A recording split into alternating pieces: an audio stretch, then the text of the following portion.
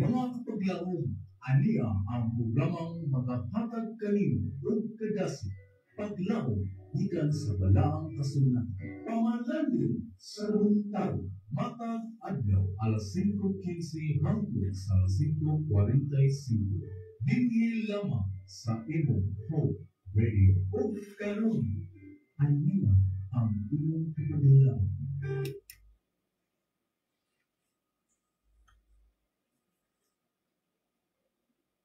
Atong dayon ng Diyos na itinagnaas kabultakon, atong ituboy ang iyang mahal ka pangalan na nag-ari diya sa langit, ug ingon man mao itinugdan sa tanang butang dinis sa yuta.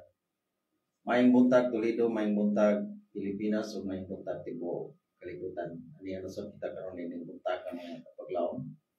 Adlaw karon nga Miyerkules, sa 3 sa Hulyo, o happy midweek kaninyong tanan. Naot ko nga naa kamo sa maayong kahintang karong buntaga.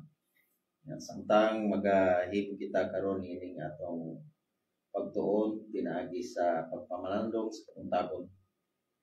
Naot ko nga naa kamo sa maayong kahintang sa bisan asa kamo karon nga dapit sa tibuok kalibutan, nagatan-aw o nagapaminaw sa ato nga programa nining buntag. So ang Dios magapanalangin kaninyo.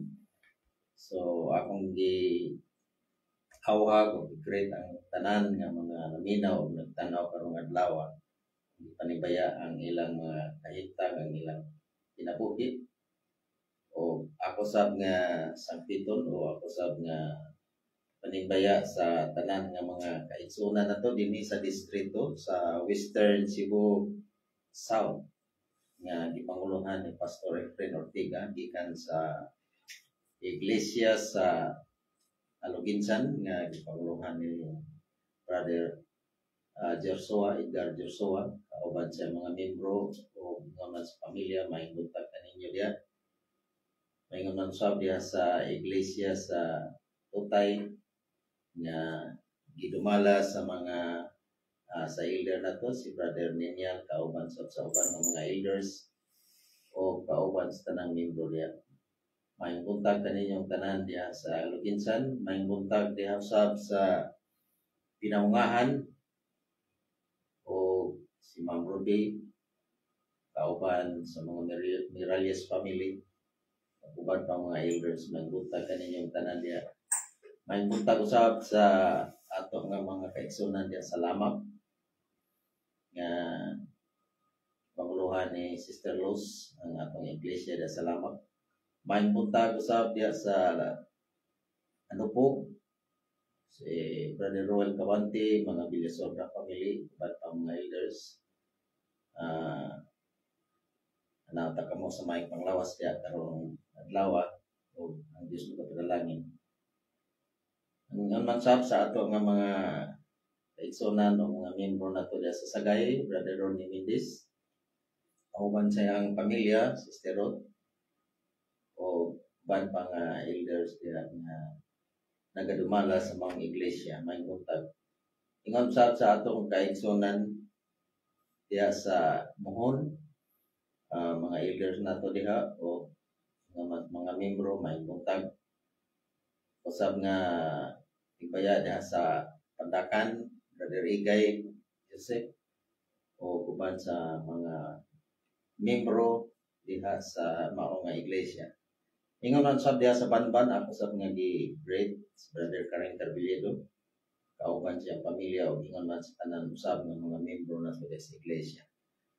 Dini sa Luray may buntag kaninyong tanan mga membro dinhi Brother Ray Rodriguez o uban pa nga mga membro dinhi sa Luray Church nga niya naimutang ang atong istasyon. Ingon man usab diha sa Sangi mga Mahinay family, Miao family,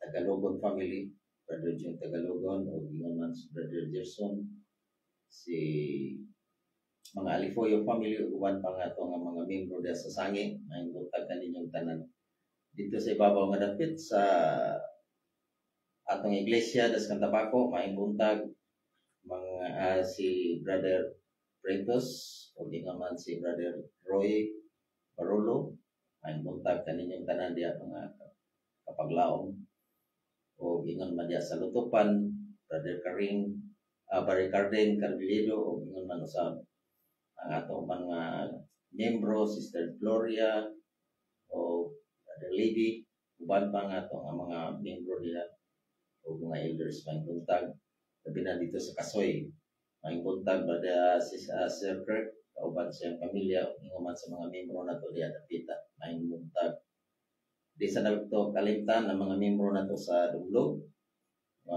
may buntag kaninyong tanan o ilabi na sa diha sa Ted Claudio nga na ako na membro may buntag sa tanan ng mga kaigsunan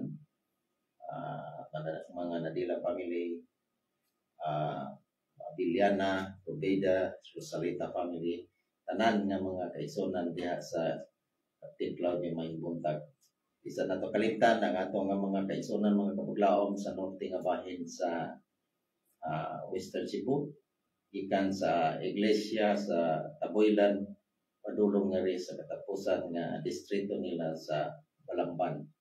Sabi na gid Sir Eli nga nas Buanoy may buntag kanimo sir o ato sab nga itimbaya ang atong mga kaigsunan nga naa sa atbang nga bahin sa atbang sa Cebu ang atong mga kapaglaom nga kanunay maminaw diha dapit sa Negros sa occidental nga bahin sa Negros o sa oriental nga bahin ikan sa Escalante padulong ngadto sa Tumoy gayon kun asa din kaning dapit maabot ang atong pagsibya diha sa Kiungan atong natin ang mga listeners diha may buntag kaninyong tanan. So kaninyo na lang tanan mga kapaglaom mayang buntag o ako sa prita kong pamilya buntag kaninyong tanan o karubutaga atong asawa kapaglaom ng atong kitis nga makita sa unang Korinto 3:16 ingon dinhi wala ba kamasayod nga kamo templo sa Dios o nga ang espiritu sa Dios nagpuyo diha sa sulod ninyo mao kini ang atong titiks karong buntaga mga kapuglaom o pag-amputalan sa pagsugod.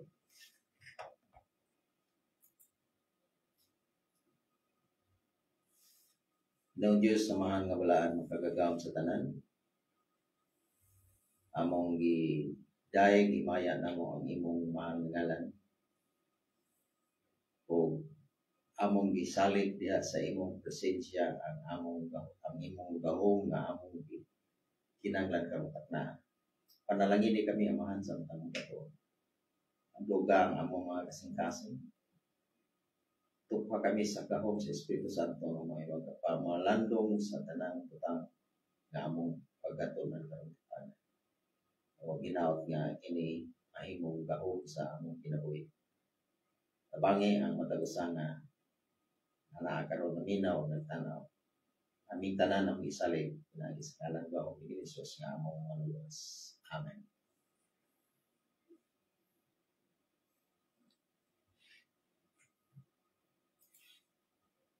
Kaya dili ta magawa mga kapaglaom. Samtang atong paminaw sa ang isang kamatahong nga awit.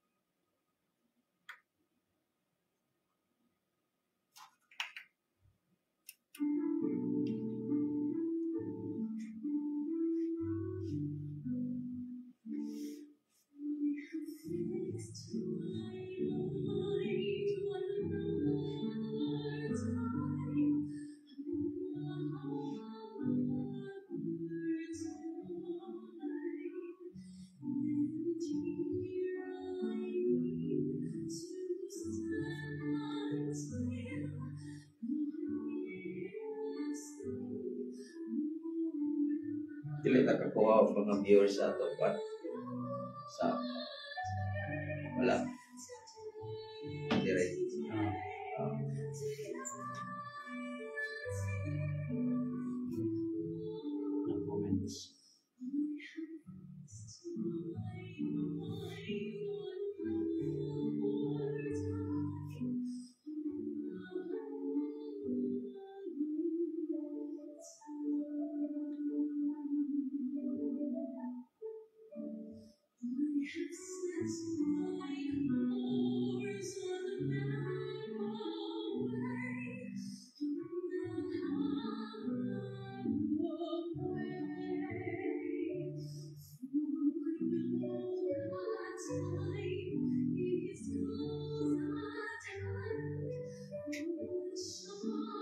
comments.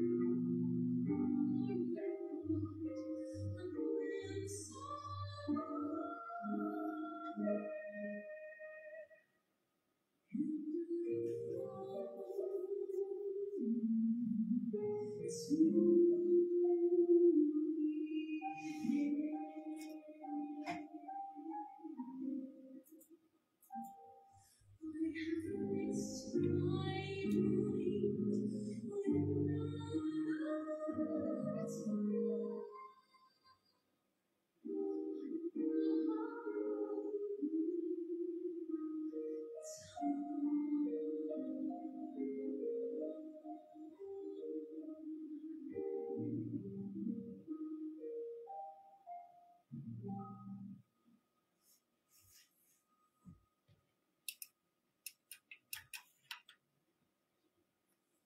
may buntag usab day sa atong mga viewers karong adlaw.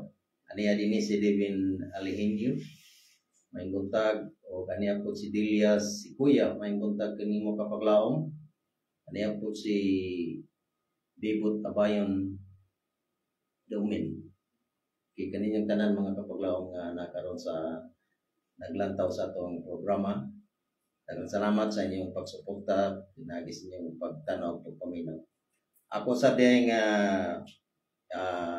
dili na ko kalimtan pag-greet ang akong amigo si Brother Landry Caballero, kauban si asawa Sister Nalda na sa Pansil. O ingon man sab si Brother Solomon Rosalita diya sa Ilian, may buntag kanimo brad. Okay, atong sugdan ang atong pagtuon karong buntaga nga naguluhan kini a temple for God.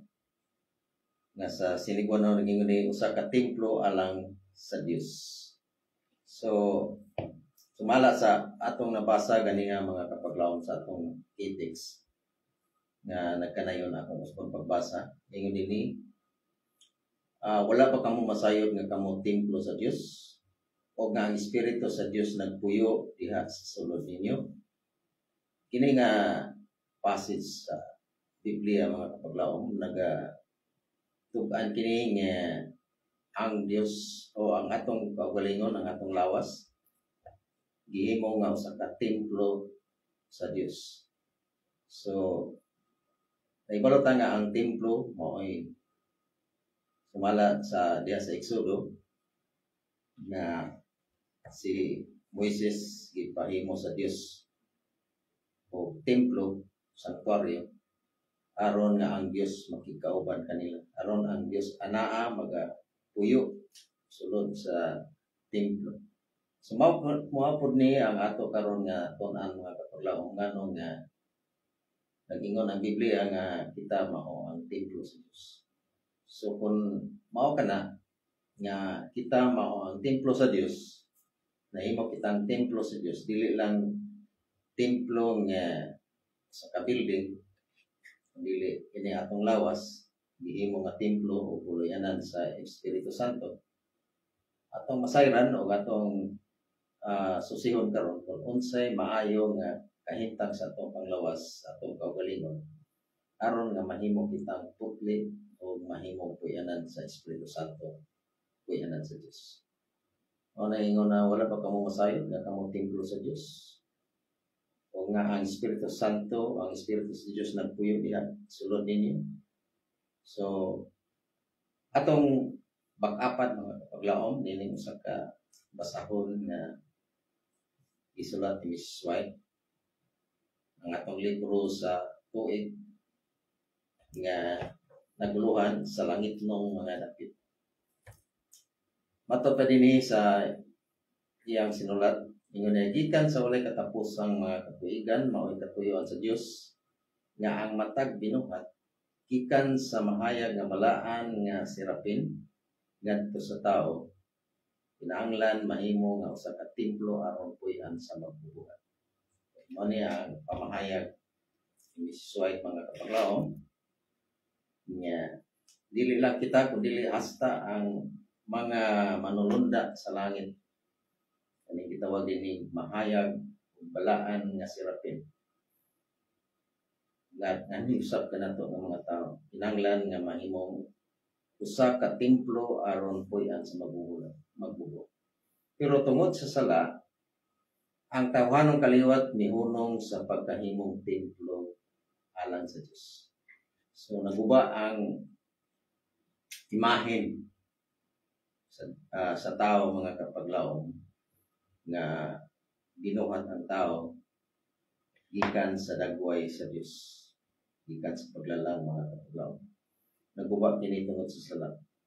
O niya ato pa dinhi nahimong tungod sa sala ang tawhanong kaliwat mihunong sa pagkahimong templo alang sa Dios. Ang pasabot niya wala din nagpasabot nga dili mahimo na sa mandili kita mahimong templo sa Dios, pero ang butlay pasabot ini mga kapaglaom tungod sa sala ang tao mihuno. Dili ang Dios mo ay nag hunong ini kundi kita mga kapaglaom tungod kay dili mo puyo ang balaan ng espiritu sa atong kinabuhi kung kini sa questionable nga kinabuhi. So ato kini nga tun-an karong adlaw mga kapaglaom kung unsay angay nga buhaton o unsay angay nga mahimos atong pagalingon nga lawas nga mahimong angay o mahimong templo na puyanan sa Espiritu Santo. Atong hinumduman mga kapaglaom nga doon ay templo nga gitukod ang Dios, templo sa Jerusalem. Nga ito pa ang templo matuto sa yung ang mga kawanan sa templo sa Jerusalem na puno sa kagulian sa dili balaang pangunahuna. Tinuod gayud nga nagrepresentar sa templo sa kasing-kasing nga nahugawan sa presensya sa usa ka lawasnon nga kailibton o dili balaan nga pangunahuna. Sa paghinlo sa templo gikan sa mga negosyo o mga tigpaligya, si Jesus nag-anunsyo sa iyang misyon sa paghinlo sa kasing-kasing gikan sa kahugawan sa sala. So atong mabasa sa balaan nga kasulatan mga kapaglaom nga gihingloan usab ni Ginoong Hesus ang templo ug atong nasayran nga dito iyang gipang palimbuad ang mga lamisa nga dito na ang templo na himong usa ka merkado na naghimo og mga negosyo ang mga katawhan na maligyag mga manana nga maoy ihalad. So nahimo nang wala na ang tinuod na imahen sa usa ka sagrado nga butang mga kapaglaom nga ilang gitamod nga ang templo sa Jerusalem maoy puyanan sa Dios. O tungod niya na nahimo kini usa ka gitawag kini nga nahimo na nga ang templo sa Jerusalem nahimong usa ka sentro na sa negosyo.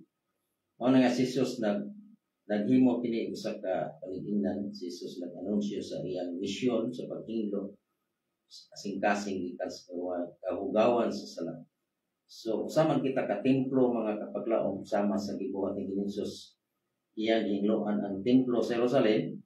So mao sa misyon sa Ginoong Jesus mao ang paghinlo sa kasing-kasing gikan sa gawas gikan sa yutan-ong tinguha sa mga hakop nga kagastuhan ang mga dautan nga naandang binuhatan nga nadagta sa kalag.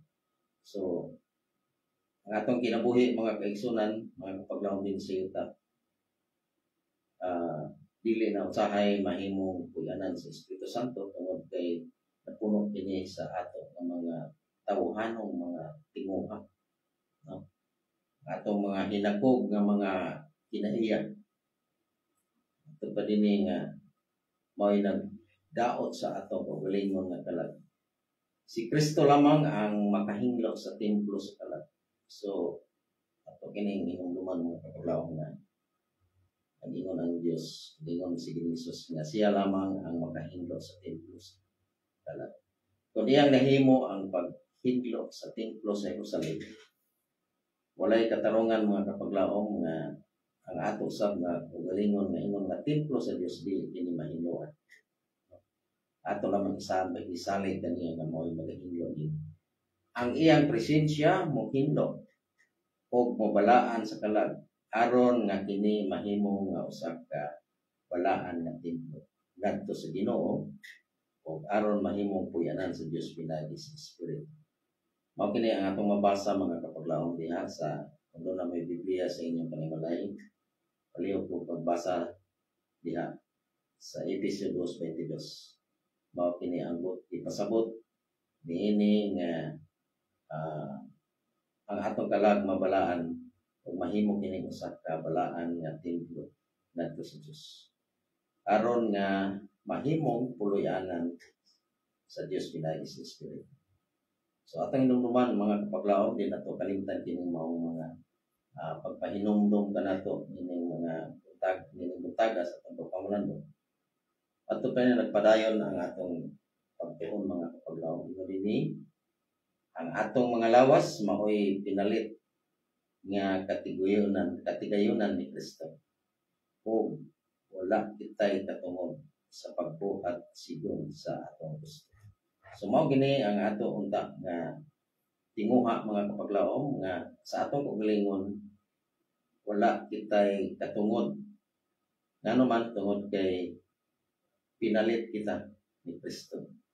Ug naibaw bata mga kapaglaom unsa kamahal ang gibayad sa atong kaugalingon nga lawas o kaugalingon natong kalag unsa ka bililhon o unsa ka mahal kayo kapaglaom tungod kay mismo ang kinabuhi sa bugtong anak sa Dios nga si Ginoong Hesus maoy nagbayad pinagi sa pagpalansang sa krus o paghugas sa atong kasalanan tungod sa pagbuhagay sa iyang bililhon na dugo ito sa krus. Mo naging ang Biblia kung walay pagpula sa dugo walay kapasiluan sa sala. Mao man ang simbolo mga kapaglaom ngano nga ang mga Israelianon kaniadtong panahon nga nganong mopatay sila o nganong mopatay og usa ka mananap nga ihalad kuhaon ang dugo mga kapaglaom ug sapling ito sa halaran tungod kana kay nagsimbolo kana ni Ginoong Hesus nga maoy bayad sa atong mga kasalanan.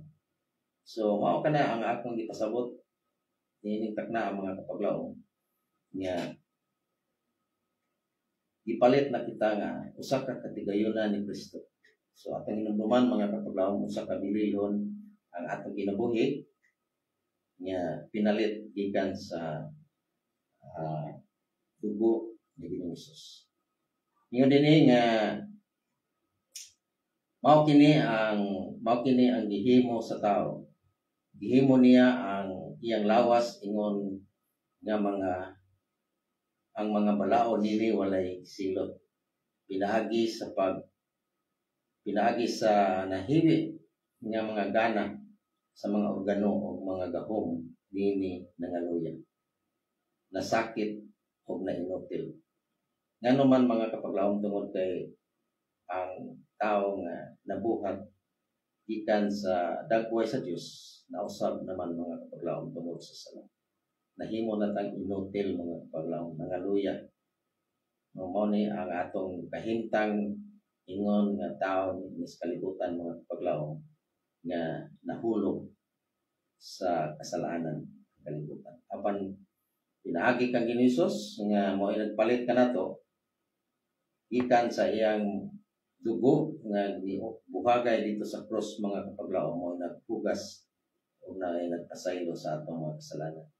Sa diha nga ang mga lalaki o mga babae sa tinuod na mga kabig sila sa maambingon nga pagtagad sa mga balaod sa kinabuhi nga gitukod sa Dios. Sa ilang pagkatao busa maningkamot sa paglikay sa lawas nun. Utok nun, moral nga pagkaluya. Mani nga ang atong lawas mga kapaglaom, dili lang sa atong pagalingon nga dunay mga components kini atong mga lawas mga kapaglaom. Una ang atong physical, ang atong mental, o ang atong moral. Kining tanan mga kapaglaom, madaot ni kini sa kasalanan. So dili na maluyan ta mga kapaglaom. So ang Espiritu Santo dili makapuyo sa ato nga dili makapuyo sa templo ngayong giangkon mga paglawom nga mao nga atong lawas. Ang pagkamatinumano ni nga mga balaod kinahanglan himuon sa usa ka butang nga personal nga tulumanon. Di na to kalimtan mga kapaglawom nga ang pagkamatinumanon sa mga balaod ato kini himuon mao kini butang nga personal nga tulumanon mo. So dili kini tulumanon sa uban nga mahimo kitang dunay mabenepisyo kita kundi ato kining kaugalingon personal nga tulumanon. Kita sa atong kaugalingon kinahanglan mag-antos sa mga sakit sa paglapas sa balaod. So mao may atong nadangatan mga kapaglawom sa atong kinabuhi. Nakaani kita sa ato nga ang tao nakaani sa resulta sa sala mao ning nga dunay tay antos sa sayang mga sakit tungod ni sa atong mga paglapas. Matupad ini nagpadayon kita gayud manubag sa Dios tungod sa atong mga naandan nga binatasan nga binuhatan. Sa ako nagikaingon nga mo ani kita og mga consequences mga resulta sa atong kasalanan nga atong antuson ang mga resulta ni busa ang pangutana alang kanato dili unsay kaingon sa kalibutan kundi unsaon ako sa pagtagad ang pamaagi sa Dios nga gihatag kanato ingon nga usa ka Kristiyano. So aron nga ang Dios makapuyo sa atong lawas atong kaugalingon nga ingon nga iyang templo. So mao kini mga kapaglawom ang hulagway unsaon nato pagtagad ang pamaagi sa Dios nga gihatag kanato ingon nga usa ka Kristiyano. So atong gidawat si Kristo nga mao atong manluwas o ato usab nga dawaton nga si Kristo mao magpuyo sa atong kinabuhi. Kaya kung si Kristo na ang magpuyo sa atong kinabuhi, so total na kita nga mga Kristohan. So kung Kristohanon ta mga kapaglaom, walay lalis o wala dili gid mahimo nga ang Dios dili magpuyo sa atong kaugalingon. So nining takna mga kapaglaom, ang templo sa Dios mao kita karon. So atong tugutan nga mupuyo ang Espiritu Santo sa atong kaugalingon pinagi sa pag-usab sa atong kinabuhi sa paghawas sa atong kinabuhi diha sa kasalanan ug atong dawaton ang kapasayloan sa sala nga gitanyag ni Jesus pinaagi sa atong pagtuo ngadto kaniya atong madawat ang kaluwasan mga kapaglaom. Sa nining buntaga ako salamat sa unas tanan sa Dios nga naghatag na nato higayon sa pagtuon ining ato karong pagpamalandong usab nga salamatan usab ang atong sa Central Visayan Conference gipanguluhan ni Pastor Kapaglaom Charles Nobra ang presidente ingon masab ang atong communication director si Pastor Lilord Arangues ang atong station manager si Pastor Efrain Ortiga o ang atong production manager ang atong batanon nga si Sir Dwayne Labis. So nining buntaga mga kapaglaom atong Panginoon ang inyong presensya sa pagtupok sa atong ulo alang sa atong closing prayer.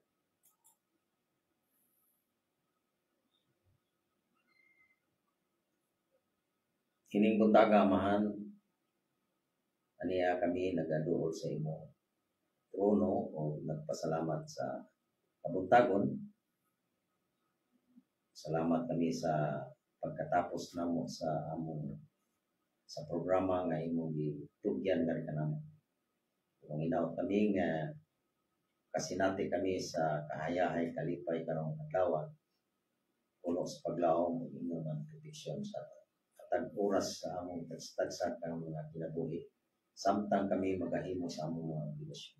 Panalangin ni Amahan katong mga pulong nga among natulan ay naw kami nga makasinati kami o kapresko sa pangunahuna ang Espiritu Santo magpuyo sa among kinabuhi adlaw-adlaw nga ang among kinabuhi mahimong templo sa Espiritu Santo. Tugot amahan nga kini mahimo sa matag usa ka namo. Kining tanan ang gipangayo karong adlaw. Pinaagi sa ngalan ug gahom sa manluluwas nga si Ginoong Hesus. Amen. Okay, mga kapaglawom, ako sa kapaglawom naning magaingon na lang kaninyo nga dili may mahimo nga kita may kapilian gawas kung kita mosulay sa pag unong o ingon na lang nga maayong buntag o samtang kami padayon sa pagsigya sa mensahe sa paglaom nga si Ginoong Kristo ang mobalik.